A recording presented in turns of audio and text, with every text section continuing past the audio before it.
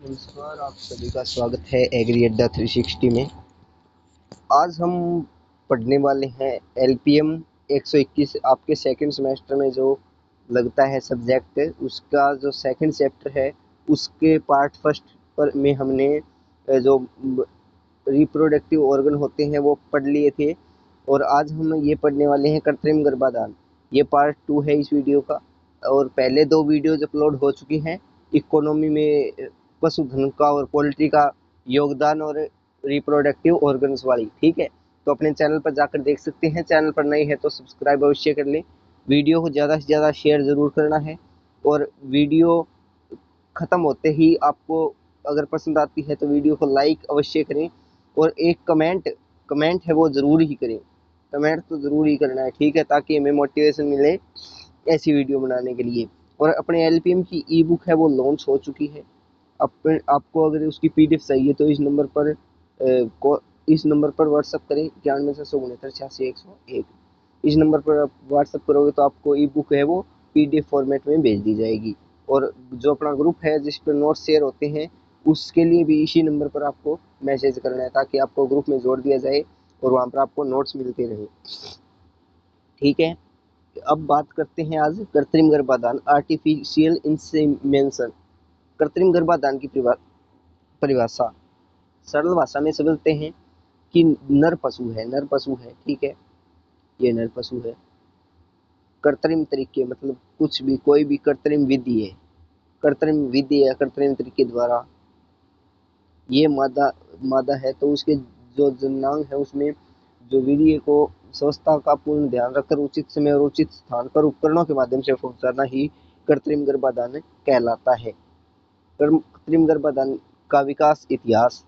सन 1939 भारत में सर्वप्रथम कृत्रिम गर्भाधान डॉक्टर संपत कुमारन द्वारा प्लेस डेयरी फार्म मैसूर में प्रारंभ किया गया। सन 1941 डॉक्टर मिलर ने नैनी कृषि संस्थान में इस तकनीक का व्यावहारिक प्रयोग प्रारंभ किया। सन 1942 भारतीय पशु चिकित्सा अनुसंधान संस्थान IVARI इज्जतनगर बरेली यूपी में डॉक्टर पी भट्टाचार्य द्वारा कृत्रिम गर्भाधान का नियमित वैज्ञानिक कार्य प्रारंभ किया। और प्रथम राजकीय गर्भाधान केंद्र कब खोले गए? 1945-46 में बदावरी, झांसी और माधुरी कुंड, मथुरा और बरेली में। और केंद्रित ग्राम योजना प्रारंभ कब की गई? की विलेज स्कीम, तो ये इंपॉर्टेंट है आपके लिए, सन 1951-52 में। SKR यूनिवर्सिटी का जो क्विज होती है उसका टाइम टेबल भी जारी हो चुका है। आप अपने टेलीग्राम चैनल पर जाकर देख सकते हैं और ग्रुप में कमेंट पिन में दिए गए लिंक के द्वारा ग्रुप भी ज्वाइन कर सकते हैं, व्हाट्सएप ग्रुप। कृत्रिम गर्भाधान के मुख्य उद्देश्य। इस विधि का मुख्य उद्देश्य तीव्र गति से स्थानीय व देशी पशुओं की नस्लों को सुधार लाना जो प्राकृतिक गर्भाधान द्वारा कम समय में असंभव है। न्यूनतम व्यय में देश के प्रत्येक पशुपालक की गाय व भैंस को उच्च गुणवत्ता वाले आनुवंशिक सांडों के उत्कृष्ट शुक्राणु प्राप्त कराना। पशुओं में आनुवंशिक सुधार को तीव्रता देना ताकि अधिक संख्या में उत्तम पशुधन, दूध उत्पादन क्षमता और शक्तिशाली बैल पैदा किए जा सके। अच्छे नस्ल की सांडों की कमी होने के कारण पशुधन का विकास बहुत धीरे धीरे होता है, जिन्हें कृत्रिम गर्भाधान द्वारा पूरा किया जा सकता है। तो ये कृत्रिम गर्भाधान के कुछ मुख्य उद्देश्य थे। AI के लाभ क्या है? आर्टिफिशियल इंसीमेंशन के। एक सांड द्वारा कृत्रिम विधि से प्राकृतिक विधि की अपेक्षा एक वर्ष में लगभग 50 से 100 गुना अधिक गायें गर्भित की जा सकती है। परीक्षण किए हुए उत्तम सांडों के वीर्य को उनके जीवन काल के बाद अधिक समय तक प्रजनन के लिए उपयोग कर सकते हैं। पुराने एवं घायल सांडों को मादा पशुओं को गर्भित करने के लिए काम में लाया जा सकता है। उत्तम प्रकार के नर एवं मादा पशु जो बहुत दूरी पर है उनके मध्य इस विधि द्वारा आसानी से समागम मैटिंग करवाई जा सकती है। जिन अंगों के रोग जैसे लगातार गर्भपात आदि को फैलने से पूरी तरह रोका जा सकता है। प्रजनन कार्य उत्तम तरीके से और कुशलता पूर्वक संपन्न किए जा सकते हैं। ये पशु जो प्राकृतिक प्रजनन करने में असमर्थ है उन्हें कृत्रिम विधि द्वारा गर्भित किया जा सकता है। छोटे पशुपालकों या आकर्षकों को महंगा सांड अलग से अपने पास रखने की आवश्यकता नहीं होती। सांडों की प्रजनन क्षमता का शीघ्र पता लग जाता है और AI का सटीक रिकॉर्ड सुरक्षित रखा जा सकता है। पशु में बांझपन का पता शीघ्र लगाया जाता है, जिससे पशुपालकों को आर्थिक हानि कम हो सकती है। उत्तम वीर्य को विदेशों से नस्ल सुधार हेतु आसानी से मंगाया जा सकता है। कृत्रिम गर्भाधान की सीमाएं एवं कमियां। इस विधि में वस्तुएं एवं यंत्र मूल्यवान होते हैं जिन्हें छोटे पशुपालक वहन नहीं कर पाते। इस तकनीक को संपादित करने के लिए प्रशिक्षित एवं योग्य अनुभवी व्यक्ति की आवश्यकता होती है। इस कार्य में प्रयोग आने वाले यंत्रों का पूरी तरह स्वच्छ और जीवाणु रहित रहना अत्यंत आवश्यक है। सांड के व्यवहार पर निर्भरता होती है। सांड के भड़क जाने पर संग्रह करना काफी कठिन हो जाता है। कृत्रिम गर्भाधान की सफलता मादा पशुओं की सटीक संख्या और निगरानी पर निर्भर करती है। प्राकृतिक विधि की अपेक्षा अधिक समय पशुओं को गर्भित कराने की क्रिया में लगता है। उत्तेजित पशुओं में जो कठिनता से वश में आते हैं, कृत्रिम गर्भाधान करना कभी कभी बिल्कुल असंभव होता है। सब सावधानियां क्या क्या रखनी चाहिए, अपने ये बात कर लेते हैं। पशु को कृषि या अड़गड़े में अच्छी प्रकार से काबू में कर लेना चाहिए। जो वो काबू करने का एक होता है, उसमें जो है उसको कस दिया जाता है ताकि पशु भागे नहीं, तो उसको अच्छी तरह से उसमें काबू कर लेना चाहिए। मादा पशु को गर्भित करने से पहले एक तीर्थवीर्य का प्रयोगशाला में परीक्षण अवश्य करवा लेना चाहिए कि ये वो है निषेचन योग्य, मतलब कि कृत्रिम गर्भाधान योग्य है या नहीं। ठीक है। फर्टाइल कार्यकर्ता को अपने हाथों को दोनों को अच्छी तरह से साफ कर जीवाणु रहित कर लेना चाहिए। गर्भाधान में प्रयोग होने वाले सभी यंत्रों और रंगों को पूरी तरह से जीवाणु रहित कर लेना चाहिए। और नाखूनों को अच्छी तरह काट लेना चाहिए ताकि पशु को कोई आंतरिक चोट न लगे। वीर्य को हमेशा गर्भाशय ग्रीवा के मध्य भाग या अंडवाहिनी की ग्रीवा पर ही छोड़ना चाहिए। कृत्रिम गर्भाधान की वैज्ञानिक विधियां, इनके को मुख्यतः 5 भागों में बांटा जाता है। वीर्य संग्रह, वीर्य परीक्षण, वीर्य तनुकरण, वीर्य का भंडारण, परिवहन, मादा पशु में वीर्य का सिंचन। सबसे पहले है सीमन कलेक्शन। सीमन कलेक्शन की विभिन्न विधियां प्रचलित है। बर्तन संग्रह विधि, स्पंज विधि, vagina spoon method, sperm aspirator method, sperm collector method, breeders back method, massage method, electro ejaculation method. महत्वपूर्ण क्या है कि इस विधि में सबसे सुरक्षित विधि है ये आर्टिफिशियल वेजिना मेथड है, जो आमतौर पर प्रचलित और प्रमाणिक है। तो इसमें क्या होता है, structure of formation of artificial vagina. An outer heavy rubber cylinder electrode rubber की भारी बेलनाकार नली होती है जिसकी लंबाई 40 सेंटीमीटर तथा व्यास 7 सेंटीमीटर होता है। इसके एक सिरे पर पानी व हवा भरने के लिए वाल्व छिद्र होता है जो स्क्रू से कसकर बंद होता है। किनारे इसके अंदर के किनारे दोनों ओर थोड़े सतह से उठे हुए होते हैं। Inner latex liner, inner sleeve, यह अत्यंत मुलायम उत्तम रबड़ की बनी एक खोखली पतली बेलनाकार स्लीव होती है जो लगभग 50 सेंटीमीटर लंबी होती है। सिमन रिसीविंग कोन, यह रबड़ का बना कीप के समान एक शंक्वाकार भाग होता है। इसका चौड़ा भाग सिलेंडर से जुड़ता है और पतला भाग है वो सीमन कलेक्शन करने वाली असंख्यित नली से जुड़ा रहता है।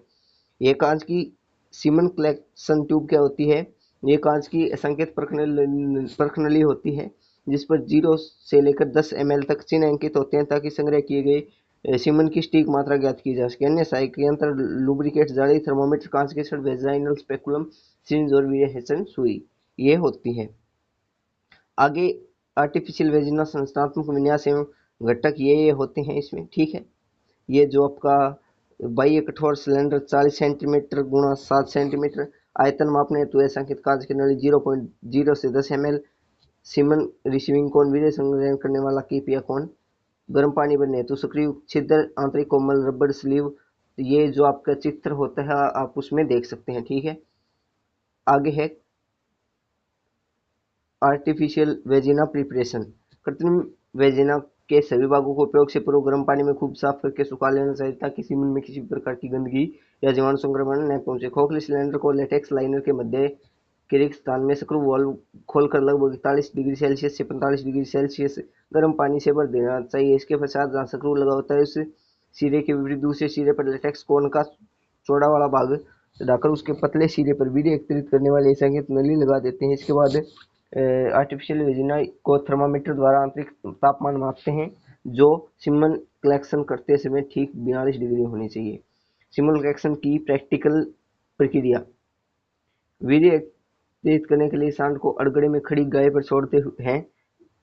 सांड को उस पर माउंट करने दिया जाता है। ठीक उसी समय है वो उसके जो पेनिस होती है उसको पकड़कर त्रिकोणी के भीतर प्रवेश करा दिया जाता है और सांड उसमें अपना वे संकलित कर देता है। इसके पश्चात सक्रू वाले इसी दृश्य हवा में पानी का दबाव कम करके पूरा वीर्य परख नली में एकत्रित कर लिया जाता है। एक बार संकलन के में सामान्यतः लगभग 5 ml सीमन प्राप्त होते हैं जिसे तुरंत परीक्षण हेतु प्रयोगशाला में भेज दिया जाता है। 2 नंबर पर है examination of semen. I testing, microscopic, chemical. आगे भी है क्या केमिकल, और ये आपके 3 टाइप से होती है, ठीक है। इस विधि में बिना किसी उपकरण की आंख से देखकर है वो ही उसको परीक्षण उसका किया जाता है। उदाहरण के लिए अच्छा व स्वस्थ सीमन हल्के क्रीमी सफेद रंग का होता है। सान से प्राप्त सकलन सीमन की मात्रा लगभग 5 ml के आसपास होती है। वीर्य एक अगाध अपनी इस बात का प्रत्यक्ष प्रमाण होता है कि वीर्य में पर्याप्त संख्या में शुक्राणु मौजूद हैं। माइक्रोस्कोपिक टेस्ट ऑफ सीमन, एकत्रित सीमन की एक बूंद का स्लाइड बनाकर सूक्ष्मदर्शी के नीचे रखते हैं। इस सीमन में 60% से अधिक शुक्राणु तीव्र गतिशील अवस्था में हो तो प्रति घन सेंटीमीटर में 8 लाख हैं वो मूल शुक्राणु होंगे। तो यह बहुत अच्छा माना जाता है। इसका उपयोग मादा पशु को सफलतापूर्वक गर्भित कराने के लिए किया जाता है। केमिकल में इसको रासायनिक परीक्षणों के अंतर्गत शुक्राणुओं की उपपक्षी क्रियाओं की दर ज्ञात करके है वो सीमन की निषेचन क्षमता का सटीक मूल्यांकन किया जाता है। सीमन का तनुकरण, जब एक ही संकलन से प्राप्त वीर्य अधिक से अधिक संख्या में मादों को सौ गर्भित कराना हो तो वीर्य में पौष्टिक तत्वों को मिलाकर उसे पतला कर दिया जाता है ताकि से प्राप्त वीर्य का उपयोग अधिकतम मादा पशुओं को सुरक्षित रूप से गर्भित कराने के लिए किया जा सके। वीर्य को पतला करने के लिए मुख्य रूप से बफर फॉस्फेट, अंडपित्तक साइट्रेस, एग योल्क साइट्रेट का उपयोग किया जाता है। इसका भंडारण और परिवहन, सीमन स्टोरेज वीर्य को अधिक समय तक सुरक्षित व जीवित रखने हेतु पतले किए गए सीमन को कांच की एक साफ जीवाणु रहित शीशी में भरकर कॉर्क लगाकर रेफ्रिजरेटर या थर्मस फ्लास्क में बर्फ के टुकड़े रखकर सुगमता से भंडारित किया जाता है। भंडारण का मुख्य उद्देश्य वीर्य की कुछ समय बाद प्रयोग में लाने हेतु जीवाणु एवं वातावरणीय प्रतिकूल कारकों के प्रभाव से नष्ट होने से बचाकर रखना होता है।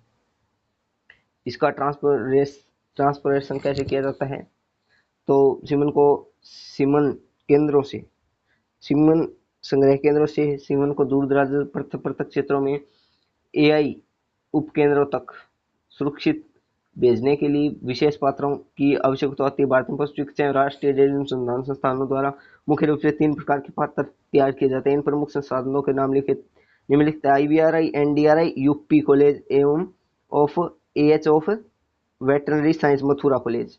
ये बरेली में है, ये करनाल में है आपका। ये इसके अनुसार है वो परिवहन पात्रों का नाम भी रखा गया है, आप इसको पढ़ सकते हैं, ठीक है। परिवहन की विधियां शिपमेंट थ्रू मैसेंजर।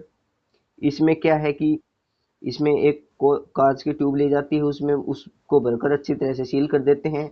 उसके चारों ओर रुई लपेट दी जाती है और थर्मस है उसको बर्फ के टुकड़ों के बीच से रख दिया जाता है। इस थर्मस को हाथ से पकड़कर पैदल या साइकिल द्वारा अच्छी तरह से थोड़ी दूर सुगमता से ले जाया जा सकता है।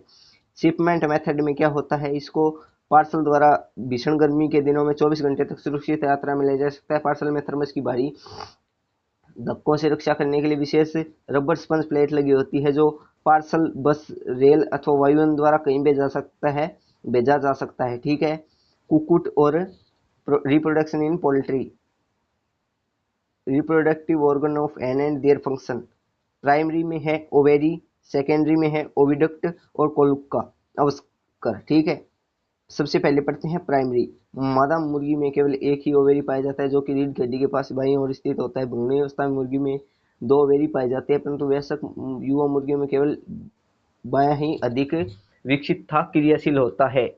बतख में दोनों ओवेरी क्रियाशील होते हैं। इसका आकार अंगूर के समान होता है। प्रत्येक ओवेरी में विभिन्न प्रकार के बढ़ते हुए ओवा पाए जाते हैं और प्रत्येक में फोलिकुलर मेम्ब्रेन द्वारा ढका रहता है। जब ओवा पूरी तरह मैच्योर हो जाता है तो उसके ऊपर पुपिका झिल्ली है वो अलग हो जाती है, तब ओवा बाहर निकलता है, ठीक है। मुर्गी के ओवेरी में सामान्यतः 300 से अधिक ओक्टस पाए जाते हैं। इसमें सेकेंडरी ऑर्गन में है ओविडक्ट। यह लंबी एक मोड़दार नलिका होती है जो उदर के बाईं और आधे से अधिक भाग में पाई जाती है। यह ओवेरी से आरंभ होकर अवस्कर कोलेका तक जुड़ी रहती है। इसके आगे वाले भाग एक कीप के रूप में होता है जिससे अंडा ओवेरी में से अंडा निकलता है। इसे निम्नलिखित 5 मुख्य भागों में बांटा जाता है: फनल और इनफंडिबुलम, मैंगनम और अल्ब्यूमिन, स्केलेटिंग पार्ट, स्थम्स, यूटेरस और सेल और है। तो इसमें सबसे पहले यह ओवेरी के निकट वाला कीप जैसा भाग होता है जो है वो अंड को ग्रहण करता है। इस मुख्य भाग द्वारा अंडे की स्फेदी अर्थात एल्ब्यूमिन प्रोटीन का स्राव होता है। इस्थमस क्या है? ये भाग है वो अंडे की आंतरिक व बाह्य परतों को बनाने के लिए तरल पदार्थों का उत्पादन करता है। यूटिरस और सेल ग्लैंड, यह भाग अंडे के बाहरी कठोर कैल्शियम कवच को तैयार करता है। यह है वेजिना, यह मार्ग अंडे को बनाता है और अवस्कर में जाकर मिलाता है। आगे है अवस्कर, यह है वो रिप्रोडक्टिव ऑर्गन का अंतिम भाग है जिससे होकर पूर्ण विकसित अंडा शरीर से बाहर निकलता है। ये हो गया आपके रिप्रोडक्टिव ऑर्गन इन हैन। अब कोक में देखेंगे, ठीक है। प्राइमरी में है टेस्टिस की संख्या 2 होती है जो अंदर कशेरुकदंड के नीचे व किडनी के पास जुड़े होते हैं और इनमें स्पर्म्स की उत्पत्ति होती है जो कि मादा अंडाणु का निषेचन करते हैं। द्वितीयक सहायक अंग, वेस्ट डिफरेंस, प्रत्येक टेस्टिस के दाईं व बाईं ओर एक एक शुक्रवाहिका चलती है। अवस्कर में दोनों शुक्रवाहिकाएं आकर मिल जाती है और स्थान को अस्थायी शुक्राशय कहते हैं। सिमिनल वेसिल्स, शुक्रवाहिकाओं के द्वारा शुक्राणु आकर इसी भाग में एकत्रित होते हैं। यह जनतंत्र का सबसे कोलक अवस्कर है वो अंतिम साझा भाग है। इसमें स्पर्म लैंगिक क्रिया के समय बाहर निकलता है। ये अपना सेकंड चैप्टर कंप्लीट हो गया। आपका सेकंड चैप्टर है वो एलपीएम का सेकंड सेमेस्टर का कंप्लीट हो गया। इसके बाद हम कल हाउसिंग प्रणाली है वो पढ़ेंगे एलपीएम के अंदर पशुओं में। तो अगर आपको वीडियो पसंद आए तो लाइक करें, चैनल को सब्सक्राइब करें और कमेंट पिन में दिए गए है, कमेंट में पिन किया गया है उससे आपके व्हाट्सएप ग्रुप से जुड़ना न भूलें और अपने दोस्तों के साथ वीडियो को शेयर ज़रूर करें। धन्यवाद।